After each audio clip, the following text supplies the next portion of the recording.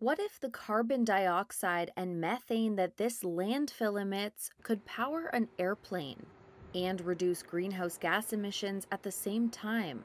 Australian researchers say they've come up with a way to do just that. And it could help the aviation industry meet its net zero carbon emissions target by 2050. I think the impact is very significant because unusually you have a win-win approach here.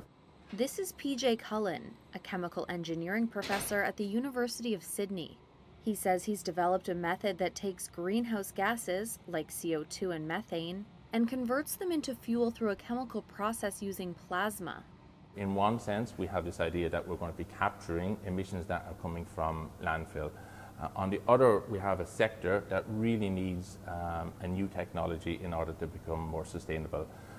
The aviation industry accounts for approximately 3% of the world's emissions, so clearly you cannot get to net zero without producing some sustainable solutions. Sustainable aviation fuel is typically 5 times more expensive than traditional jet fuel. Cullen is hoping that will change with the new process. We're able to take cheap or maybe even free electricity, do a conversion process and produce useful chemicals.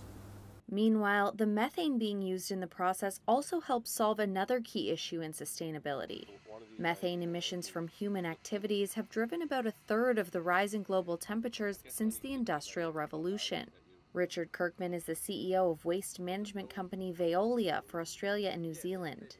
All the household waste, all the bio-waste, all the sludges from water treatment, and you convert it into energy, that could supplement about 10% of Australia's energy supply. And that's a massive amount in terms of mitigating climate change.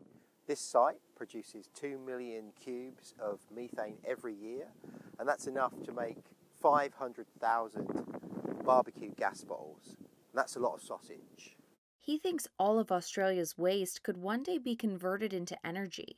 Cullen says the new method still needs to be scaled and incorporated into established workflows. What's good about the process is actually it's very consistent, so we can model how much gas will be coming off of these landfills per year.